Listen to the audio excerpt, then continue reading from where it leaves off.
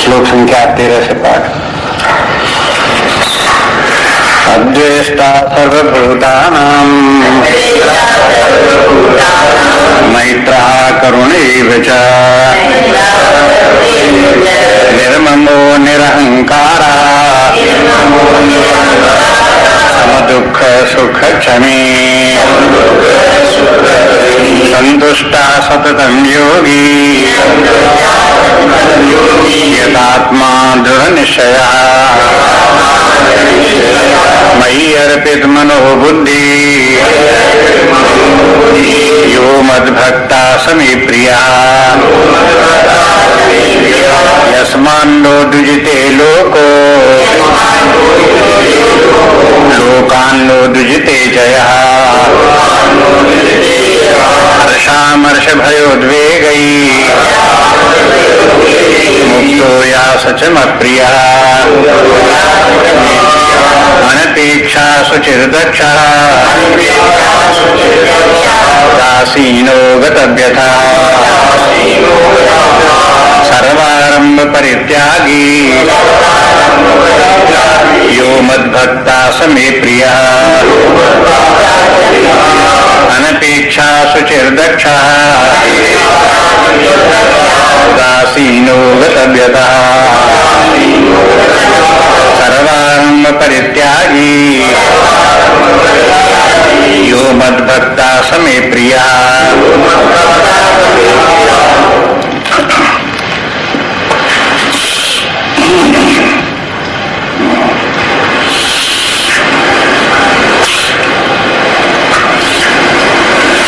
देख रहे थे भक्तों के लक्षण। भगवान बता रहे हैं कि भक्त होने पर कौन से गुण उसमें आ जाते हैं। कुछ तो ऐसे गुण हैं जो सर्व प्रसिद्ध हैं, सब लोग जानते हैं, उनका तो बहुत इसमें नाम भी नहीं है। बहुत से गुणों का, जैसे सत्य बोलना है, अस्तेय है, चोरी न करना है, इस प्रकार का नाम तक नहीं लिया। जानते हैं कि ये तो सब में अगर कोई अधर्म से धर्म के क्षेत्र में आ जाएगा तभी उसमें ये गुण आ जाएंगे। ये गुण तो उस व्यक्ति के हैं जो परमात्मा प्राप्त से हो गया, परमात्मा की प्राप्ति हो गई, ज्ञान भक्ति से परिपूर्ण हो गया, तो सब प्रकार से जब व्यक्ति तो पूर्ण हो गया तब वो जो गुण उसके हो में है। तो इसमें से कुछ गुण इस प्रकार के दिखाई देंगे जो असंभव से लगते हैं। ऐसा लगता है ये तो हो ही नहीं सकते, या बिल्कुल विपरीत लगते हैं। जैसे कल ही देख रहे थे, न तो व्यक्ति स्वयं किसी के कारण से किसी घटना से उद्विग्न हो और न ऐसा कुछ काम करे, न बात करे जिससे कि दूसरे को उद्वेग हो। तो अब यही मुश्किल दिखाई देता है लोगों को कि ये कैसे होगा। जब कुछ बात होगी तो उद्वेग जरूर होगा, अपने अंदर तो होगा ही होगा। और दूसरे को उद्वेग न करें ये बात रोकी जा सकती, लेकिन फिर भी कभी न कभी तो उद्वेग करना ही पड़ता है। कुछ न कुछ ऐसा बोलना ही पड़ता है, करना ही पड़ता है कि लोगों में उद्वेग हो। ये धारणा व्यक्ति लोगों के मन में है तो ये असंभव सा दिखाई देता है या बहुत कठिन दिखाई देता है इस प्रकार का होना।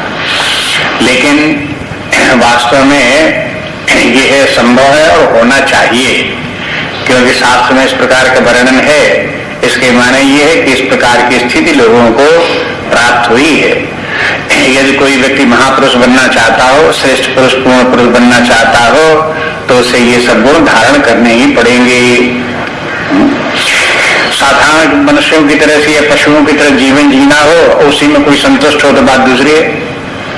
तो किसी प्रकार के गुण दुर्गुणों से कोई मतलब नहीं। जहाँ दुर्गुण है तो दुर्गुण बने रहने दो, जो गुण है तो गुण बने रहने दो, उसी व्यक्ति वैसे पड़ा रहेगा। लेकिन अगर कोई अपने आप के व्यक्तित्व को श्रेष्ठ बनाना चाहता है, महान बनना चाहता है, ऐसा उत्साह उसके अंदर है, तब तो उसको इस ये गुण धारण करने ही पड़ेंगे। कभी कभी लोग जो है इस प्रकार से भी बोलते हैं कि भाई देखो इस प्रकार से क्रोध नहीं करना चाहिए या कोई उद्वेग इस प्रकार से नहीं करना चाहिए।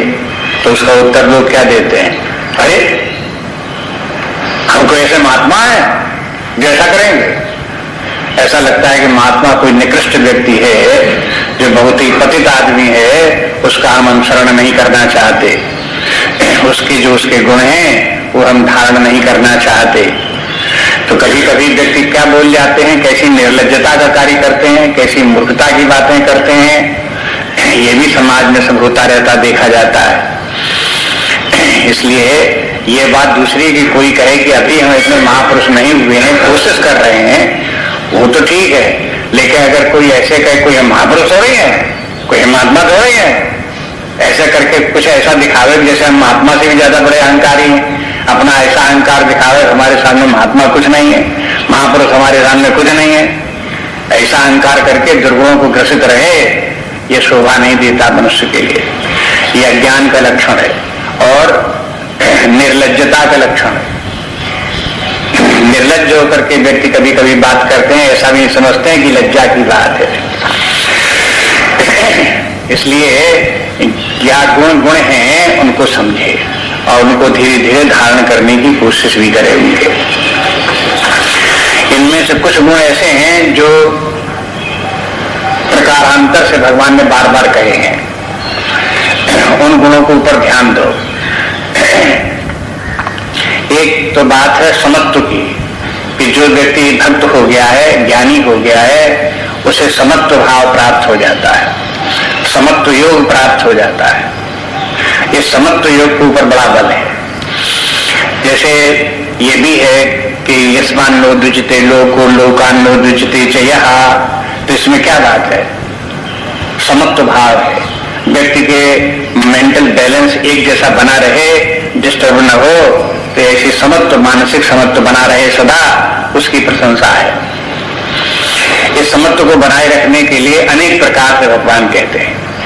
ये समत्व अगर आ गया तो फिर और सब गुण आ जाते हैं।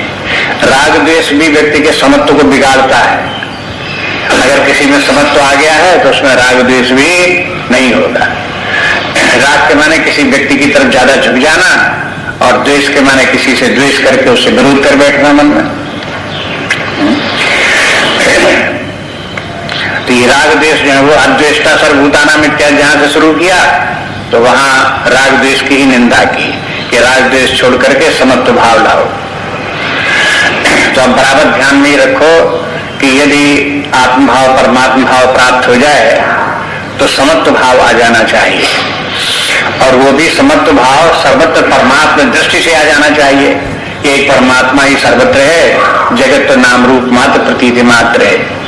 चाहे आप विराट रूप में परमात्मा को देखो, चाहे ईश्वर रूप में रणगर्भ के रूप में देखो, चाहे ब्रह्म के रूप में देखो, किसी भी रूप में आपकी भक्ति परमात्मा में किसी भी रूप में हो, लेकिन आप ये देखो कि सब जो है वो हो एक परमात्मा के ही अंश हैं, सब परमात्मा के रूप हैं। जिस परमात्मा का अंश हम, उसी परमात्मा के अंश सब। इसलिए किसी से राग किसी से द्वेष रखना जो है वो उचित नहीं है। ऐसे भी लोग होते हैं जो कहते हैं कि भाई जहां कुछ गड़बड़ होगा, अशुभ होगा, तो अच्छा नहीं होगा, तो उसमें दोष बताना ही पड़ेगा। जहां दोष होंगे दोष कहने ही पड़ेंगे, जहां गुण होंगे वहां गुण कहने ही पड़ेंगे। ऐसा भी लोगों का आग्रह होता है। तो अब यहाँ आप देखोगे एक ये बात, जो समत्व भाव आता है तो किसी को न गुण से मतलब न दुर्गुण से मतलब, उन दोनों में समत्व भाव रहे। ये समझ में आ जाए कि ये गुण और दोष जितने हैं ये सब माया में है। वो दोहा रामचरितमानस का याद रखना है गुण दोष के लिए कि सुनो तात मायाकृत गुण और दोष अनेक। सुनो तात मायाकृत, मायाकृत के माने ये तो माया की रचना है, कहेगी गुण दोष, कि कहीं गुण दिखाई दे रहे हैं, कहीं दोष दिखाई दे रहे हैं। अगर कहीं गुण दिखाई दे रहे हैं तो माया के कारण, दोष दिखाई दे रहे हैं तो माया के कारण। अब आप क्या समझते हो कि माया बिल्कुल सत्य है? आप क्या समझते हो कि माया ही प्रधान है? अगर उसने ऐसा किया है तो बिल्कुल सच्चा काम किया है। मायाकृत के माने है ये सब झूठी बातें हैं, सारहीन है, इनमें तब तो कुछ नहीं है, दिखावटी है। क्योंकि जितने भी गुण दोष हैं सब आने जाने वाले हैं। गुण है, आज गुण है, कल दोष बन जाएगा, तो उसको गुण कहो, गुण खत्म हो जाए, दोष आ जाए उसके स्थान पर, कि वो कोई दोषवान व्यक्ति है तो दोष की दोष खत्म हो जाए, तो वो गुण आ जाए उसके स्थान पर। ये जो सब बनने बिगड़ने वाले हैं, गुण दोष आने जाने वाले हैं। कभी किसी व्यक्ति में कोई गुण है, कभी वो गुण नष्ट हो गया, उसके स्थान पर दोष आ गया। तो आप क्या समझते रहे, गुणवान व्यक्ति सदा गुणी बना रहेगा या दोषवान व्यक्ति सदा दोषी ही बना रहेगा? इसलिए सब आने जाने वाले हैं, मायाकृत हैं। जहां परिवर्तन है, आना जाना है, वो सब माया में है। सुनो तात मायाकृत गुण और दोष अनेक, गुण यह उभय न देखिए। गुण यह सच्चा गुण तो ये है कि उभय न देखिए। उभय मैंने दोनों न देखो, मैंने न गुण देखो न दोष देखो। अब यही बात लोगों को असंभव लगती है। अरे भाई गुण है तो गुण देखना पड़ेगा, दोष होगा तो दोष देखना पड़ेगा। कहते नहीं, गुण और दोष जो है वो हो, उभय न देखिए, उनको देखो नहीं। कब नहीं दिखाई देंगे? जब आपको परमात्मा दिखाई देगा। अगर परमात्मा नहीं दिखाई देगा तो माया ही दिखती रहेगी, और माया ही दिखती रहेगी तो गुण दोष ही दिखते रहेंगे। ये नियम उसका। इसलिए मायातीत जो परमात्मा है, जो नित्य विद्यमान है, शाश्वत है, जो सत्स्वरूप है तो सदा सत्स्वरूप है, जो चेतना स्वरूप है सदा चेतना स्वरूप है, निर्विकार है वो सदा निर्विकार है, व्यापक है वो सदा व्यापक है। ऐसा जो परमात्मा है उसमें गुण दोष नहीं है। न परमात्मा के साथ में कोई गुण आता है, न परमात्मा में कोई दोष है।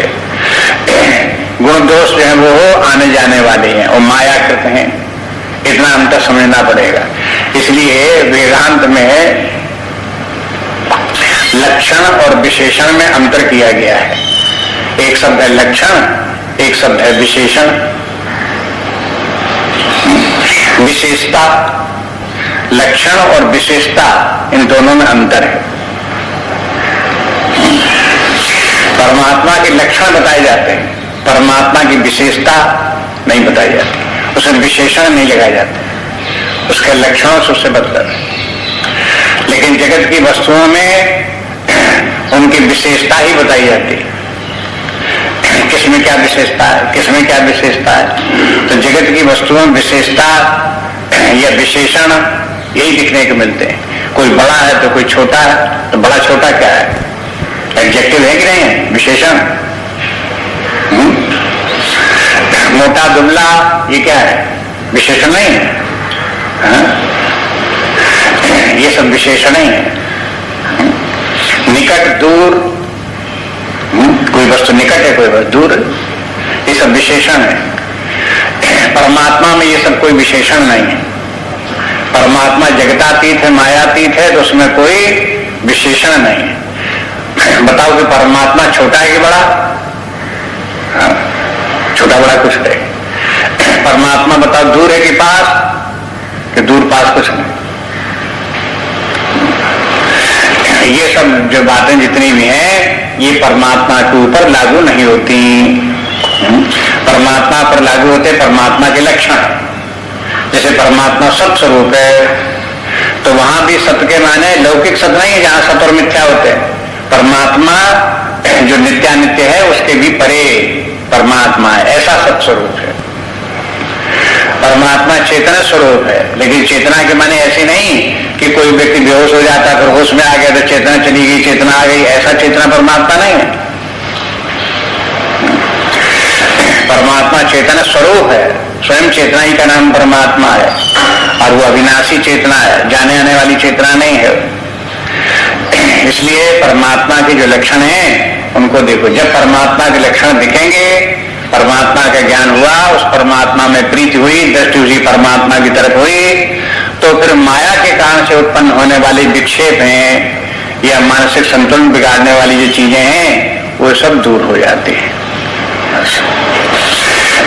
अब इस श्लोक पे देखो, आगे बढ़ो। अनपेक्षा, अनपेक्षा माने उसे किसी की अपेक्षा नहीं होती। अपेक्षा के माने डिमांड, जरूरत, सीकिंग समथिंग, अपेक्षा कहलाएगी। तो कहते हैं कि उसको कहीं किसी की अपेक्षा ही नहीं। किसकी अपेक्षा नहीं?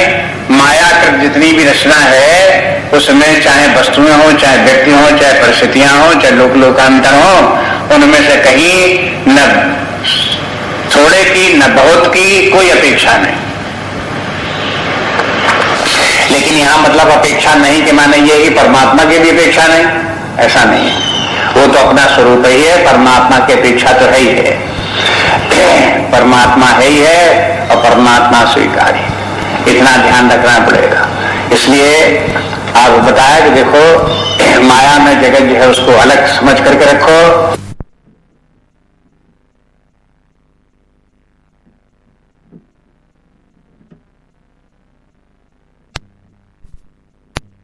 समझ करके रखो, और माया में जगत की तरफ से अपना ध्यान हटा करके परमात्मा की तरफ लगाओ। अनपेक्षा बोल दिया कि सारा जगत जितना माया में है उसकी कोई अपेक्षा मत रखो। अभ्यास डालो कहीं किसी से कोई अपेक्षा नहीं, अपने निकटतम जो है उनसे उनकी भी कोई अपेक्षा नहीं, अपने परिवार में पुत्रादि से भी कोई अपेक्षा नहीं, अपने भाई बंधुओं से कहीं किसी से कोई अपेक्षा नहीं, अपने मित्रों से कहीं कोई अपेक्षा नहीं, कहीं और न व्यक्तियों से सही वस्तुओं से कोई अपेक्षा हो तो वस्तुओं की भी कोई अपेक्षा नहीं, जड़ वस्तुओं की कोई अपेक्षा नहीं। इस प्रकार से अनपेक्षा है। अनपेक्षा के माने कामना रहित व्यक्ति। जहां भौतिक कामनाएं, संसार की कोई कामनाएं व्यक्ति को न हो तब वो कामना रहित स्थित होगी, तब अनपेक्षा होगा। इसलिए निष्कामता का प्रतिपादन किया जा रहा, निष्कामता की शिक्षा दी जा रही कि निष्काम रहो। कहीं कोई लौकिक जगत के, भौतिक जगत की, कहीं वस्तुओं व्यक्तियों की कोई कामना मत करो, किसी से कोई अपेक्षा मत रखो। अनपेक्षा शुचि, तो एक शुचि शब्द आया, ये भी गीता में कई जगह आता रहता है। शुचि के माने पवित्र, शुद्ध रहो।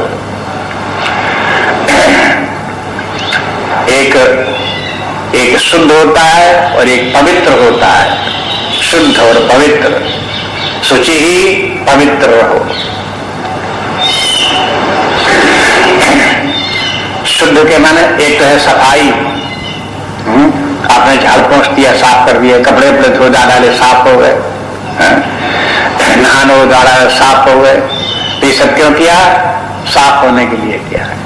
और नहाने धोने के बाद, शुद्ध कपड़े पहनने के बाद में आपने 2 बूंद गंगा जल के अपने ऊपर छिड़क लिए, अब क्या हो गया?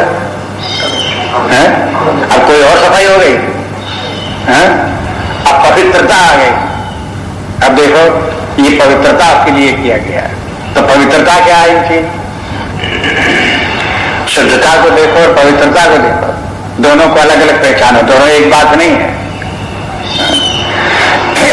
भौतिक जीवन में सफाई तो पसंद लोग बात बहुत होते हैं, खूब सफाई करेंगे, लेकिन पवित्रता की तरफ ध्यान नहीं होता। अगर आपने भोजन को खूब सफाई से बनाया और बैक्टीरिया लेस बनाया, खूब उसके जो है मशीन के द्वारा बनाया, हाथों में ग्लव्स पहन करके बनाया, तो खाना साफ तो खूब बन गया, लेकिन पवित्र नहीं। अभी खाना पवित्र कब होगा? जब सुबह थाली में रख करके भगवान के सामने उसका भोग लगाओगे, तब वो भोजन हो गया पवित्र। तो पवित्रता जो है ये डिवाइन है, शुद्धता भौतिक है। हम लिया कभी इस बात के ऊपर कि देखो एक तो जो है भौतिक है और दूसरा जो है वो पारमार्थिक है, आध्यात्मिक है। तो केवल सफाई सफाई से काम नहीं चलेगा। ठीक है, सफाई सफाई करो, अच्छा है, वो भी है, सफाई छोड़ने की बात थोड़ी है, सफाई खूब रखो, लेकिन सफाई मात्र पर्याप्त नहीं, पवित्र भी बनो। पवित्र में खाना पीना में भी पवित्रता रखो, पहनने में भी पवित्रता रखो, नहाने धोने में भी पवित्रता रखो, जहां रहो, जहां बात करो वहां उसमें पवित्रता रखो, सफाई भी रखो, पवित्रता भी रखो। ये अभ्यास डालो इस प्रकार से। तो ये है शुचि का तात्पर्य हुआ। अब ये शुचि शब्द आप स्मरण करोगे, 6वें अध्याय में भी जब भगवान ने ध्यान का वर्णन किया है वहां पर भी ये शब्द आया था। आप जहां कहां ध्यान करो, कैसे ध्यान करो, तो भगवान ने बताया एक एकांत स्थान में ध्यान करो, और वो स्थान कैसा होना चाहिए? शुचि। स्थानीय के नहीं, उसमें शुचि का ध्यान करने के लिए व्यक्ति नहा धो करके ध्यान करे, धुले धुलाए कपड़े पहन करके बैठे ध्यान करने के लिए, जहां ध्यान करे वो स्थान को साफ रखे, और साफ ही नहीं रखे पवित्र भी रखे, फिर वहां ध्यान करे। तो जब ध्यान की कंडीशंस जो है अगर उनको पूरा करेगा व्यक्ति, तो उसको फिर ध्यान में सफलता भी प्राप्त होगी। ध्यान की जो कंडीशंस है उनको पूरा करता नहीं, न नहाया न धोया न कपड़े न स्थान, शुद्धता कहीं कुछ है ही नहीं, न पवित्रता है, और ध्यान करने के एक्सर्ट कर रहे हैं, कोशिश कर रहे हैं कि ध्यान लग जाए परमात्मा में, तो लगता नहीं। तो ध्यान का एक जो है वो कारण ये भी है, शुचिता, पवित्रता, शुद्धता। वो यहाँ पर भी भगवान बताते हैं कि वो व्यक्ति इस प्रकार से शुचि ही सदा शुद्ध रहेगा, पवित्र रहेगा। पवित्रता कोई शारीरिक वस्त्रों की, भोजन आदि की नहीं, पवित्रता जो है व्यवहार की भी है, आचरण की भी पवित्रता है। शुद्ध आचरण होना चाहिए, पवित्र आचरण होना चाहिए। उसका भी देखो, व्यवहार में भी व्यक्ति की शुचिता होनी चाहिए। एक शास्त्र में एक जगह आता है कि सबसे बड़ी शुचिता जो है वो धन की है। धन की क्या शुचिता है कि आपके पास जो पैसा हो आपके परिश्रम की कमाई का हो, मुफ्त का न हो। सबसे बड़ी शुचिता ये है। अगर आपने जो है वो परिश्रम नहीं किया, पैसा आपके हाथ में आ गया, चाहे चोरी किया हो चाहे काम चोरी की हो, ना किसी ने पैसे की चोरी की, काम में चोरी की, काम किया नहीं पैसा ले लिया, तो देखो ध्यान दे करके देखो तो बहुत बातें पता लगती हैं। व्यक्ति काम कम करे पैसा ज्यादा ले, तो इनमें सब में धन की शुचिता जाती रहती है। व्यक्ति को इसीलिए अपना प्लेज पढ़ते हैं, जब उसमें देखो प्रतिज्ञा में आता है we give more than what we take. एक व्यक्ति ने इस पर विरोध किया, कहा कि ऐसा हो ही नहीं सकता, असंभव है। We give more than what we take, कहते हैं ऐसा हो ही नहीं सकता। क्या नहीं हो सकता? ऐसे कैसे होगा? आखिरकार मान लो कि हमें मिले 5 रुपए और 10 रुपए हमने दिए, फिर 5 मिले 10 हमने दिए, तो ये कब तक चलेगा? आखिरकार खत्म हो जाएंगे कुछ हमारे पास पहले से होंगे, ज्यादा तो नहीं चल सकता। लेकिन ये भाव उसका नहीं है कि आप 5 रुपए लो उसके बदले में 10 रुपए दो। भाव ये है कि 5 रुपए का काम पैसे लो तो आप 6 रुपए का काम करो, 7 रुपए का काम करो। ऐसे नहीं कि आपको 5 रुपए लिए ढीला भर का काम नहीं किया। यही मतलब है। इसलिए जो है ये है यहाँ पर शुचि के माने अर्थ की शुचिता बहुत बड़ी शुचिता है। इसलिए इन सबके ऊपर तो एक एक आर्टिकल लंबे चौड़े लिखे जा सकते हैं, शुचिता के ऊपर, अनपेक्षा के ऊपर। इसलिए कहते हैं शुचि ही, और फिर दक्षा। ऐसा व्यक्ति जो है, भक्त व्यक्ति जो है वो दक्ष होता है। दक्ष के माने है कुशल। लेकिन एक बात का ध्यान में रखना है, दक्षता के साथ में अभिमान नहीं होना चाहिए। पिछले श्लोक में एक आ गया निर्ममः निरहंकारा, तो अहंकार आ जाए, किसी व्यक्ति को अभिमान हो जाए कि मैं बड़ा दक्ष हूं, तो फिर वो दक्ष प्रजापति हो जाए, जिनकी की पुत्री उमा हुई, पार्वती हुई, तो वो फिर उन्होंने अपने पिता के द्वारा प्राप्त हुआ जो शरीर था, दक्ष के द्वारा प्राप्त शरीर को त्याग दिया। कहा कि ऐसे पिता का शरीर बेकार है, जिस पिता ने शरीर दिया, तो दक्ष का दिया हुआ शरीर ही उन्होंने त्याग दिया। दक्ष में क्या बात थी? तो दक्ष तो थे लेकिन अभिमानी बहुत थे। और सब देवताओं को, ब्रह्मा विष्णु को एक किनारे करके उन्होंने कहा उन देवताओं के बिना हम यज्ञ कर लेंगे, कैसे यज्ञ क्या नहीं होगी, हम ऐसे ही कर लेंगे, और देवताओं सबको बुला लेंगे। ऐसे करके उन्होंने अपने अभिमान के द्वारा यज्ञ कर रहे थे, यज्ञ पूरी नहीं हुई, नष्ट भ्रष्ट सब हो गए। तो आप देखते हो कि इस प्रकार के दक्ष की तरह से दक्ष नहीं होना चाहिए, निर्भिमान होकर के दक्ष होना चाहिए। दक्ष के मन है कुशल, परफेक्शन आना चाहिए, व्यवहार में, कार्य में, उसमें दक्षता होनी चाहिए। उठने बैठने चलने फिरने में भी दक्षता होनी चाहिए। यहां तक कि अब ये इस प्रकार के दक्षता का, अभी हमने थोड़े दिन पहले एक पुस्तक देखी, छोटे बच्चों की किताब थी। उनमें छोटे बच्चों को कहानियों के द्वारा, उदाहरणों के द्वारा एथिक्स, उनको सदाचार की शिक्षा दी गई।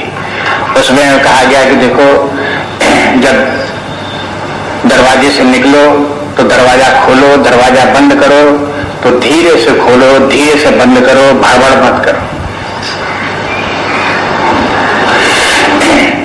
जहां कहीं जूते रखो, जूते सीधे सीधे रखो, एक के ऊपर चढ़ा करके मत रखो। जहां कहीं जूते रखें एक लाइन से बना करके जिन लोगों ने रखे हैं, तो ऐसा नहीं कि उनकी लाइन को बिगाड़ करके आप अलग घरे आए, ऐसा मत करो। ये छोटे बच्चों की शिक्षा है। हाँ? लेकिन होता ये है कि बुढ़े हो जाते हैं लेकिन दक्षता नहीं आती। हाँ? बुढ़ापे में भी दक्षता नहीं। भड़ा भड़ा करते हुए दरवाजा चलेंगे, धक्का मारते चलेंगे लोगों को, उल्टे सीधे बैठेंगे, उल्टे सीधे काम करेंगे, ये दक्षता का लक्षण है। दक्ष भी व्यक्ति को होना चाहिए, और जो भक्त होगा वो दक्ष भी होगा। देखो भगवान कहते हैं जब भक्त व्यक्ति होता तो दक्ष हो जाता है। एक जगह एक महात्मा जी ने बताया, कहा कि हमारे पास एक व्यक्ति आया और वो कहने लगा कि भगवान हम आपके शिष्य होना चाहते हैं, आप हमको दीक्षा दे दिए, उपदेश दीजिए, मंत्र दे दीजिए हमको कोई, हम आपसे दीक्षा लेना चाहते हैं। महात्मा ने कहा जाओ पहले जूते उतारना सीख करके आओ, जाओ पहले दरवाजा को ठीक से बंद करना सीख करके आओ, तब हम तुमको दीक्षा देंगे। विवेकानंद जी से एक व्यक्ति ने कहा कि हमको दीक्षा दे दीजिए, हमें शिक्षा को दीजिए। विवेकानंद जी ने कहा पहले चिलम भरना सीखो, तब तुम्हें दीक्षा दी जाएगी। अगर चिलम सीधी सीधी नहीं भरनी आती है, जैसे भरी जाती है उतना तुम काम को अच्छी तरह से नहीं कर सकते, उल्टा सीधा कर देते हो, तब क्या फायदा तुम्हें दीक्षा देने का। ये न समझो कि ये दक्षता कोई साधारण गुण है, ये बहुत महान गुण है। जब व्यक्ति में परफेक्शन आएगा, जब व्यक्ति में व्यक्तित्व का परफेक्शन आएगा, तो परफेक्शन सब तरह से आएगा, एक तरह से थोड़ी आएगा। ऐसे थोड़ी कि शरीर ही परफेक्शन हो गया उसका बस मन में भी परफेक्शन। अरे भाई परफेक्शन आएगा तो कार्य में भी परफेक्शन आएगा, लिविंग मेथड जो है उसका व्यक्ति का, उसमें भी परफेक्शन आएगा, बातचीत करने में भी परफेक्शन आएगा, व्यवहार में भी परफेक्शन आएगा, उनमें सब में दक्षता सब में आएगी। इसलिए इस दक्षता की तरफ ध्यान देना चाहिए। स्वयं दक्ष बनो और अन्य लोगों के लिए उदाहरण बनो। अपना भी किसी से कहो कि इस प्रकार से दक्ष बनो, लेकिन आप स्वयं उदाहरण तो बनो, तो आपको देखेंगे कि आप कितनी सफाई से, कितनी कुशलता से, कितने ढंग से आप कार्य करते हो, तो फिर दूसरे लोग प्रभावित होंगे, वो भी उसी से प्रेरणा लेंगे, उसी प्रकार से वो भी करेंगे। कोई न कोई सीखेगा, फिर किसी न किसी प्रकार जिनको सीखना होगा सीखेंगे। इसलिए दक्षता लाओ। दक्ष के बाद उसके बाद कहते हैं उदासीन।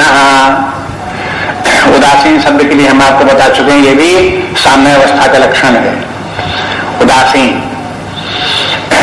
उदासीन का शाब्दिक अर्थ है उत के मन है ऊपर, आसीन के मन है बैठना। जब व्यक्ति अपने मन बुद्धि से ऊपर जा बैठता है तब उसे उदासीन कहते हैं। मन में हर्ष विषाद है, उससे ऊपर व्यक्ति रहता है, स्वयं न हर्षित होता है न विषाद में पड़ता है, वो उदासीन है। मन में लाभ हानि जय पराजय मान अपमान मन में होता है, व्यक्ति उससे ऊपर रहता है, मान अपमान से प्रभावित नहीं होता, जय पराजय से प्रभावित नहीं होता, वो उदासीन है। उदासीन एक संप्रदाय भी है, सन्यासियों का एक संप्रदाय उदासीन है। उदासीन के माने ये नहीं है कि वो कहीं गंगा जी के किनारे पड़े रहते हैं और रोते रहते हैं, मुंह लटकाए बैठे रहते हैं, ये तात्पर्य नहीं कि ये उदासीन संप्रदाय के तो रोते रहते होंगे, ऐसे नहीं है। उदासीन के माने ये है, ये हर्ष विषाद सबसे ऊपर है, लाभ हानि सबसे ऊपर है, जय पराजय सबसे ऊपर है। साम्य भाव उनको प्राप्त हो गया, इसलिए उदासीन है। उदासीन के मन लापरवाह नहीं है। दक्ष शब्द तो पहले बोल दिया, लेकिन दक्ष के साथ साथ उदासीन है। जब उदासीन, ऐसी दक्षता जिसमें व्यक्ति उदासीन हो, और उदासीन रह करके दक्ष रहो। इसके माने नीचे उतर आए, हर्ष विषाद में पड़ गए तो आपकी दक्षता चली गई। लाभ हानि जय पराजय में चले गए तो आपकी दक्षता चली गई।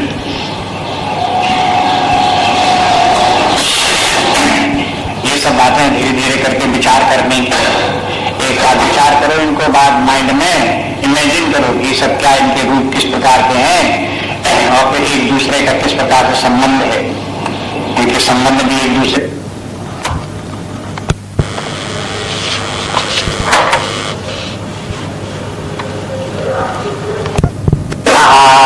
गतत व्यथा मने कोई व्यथा न होना।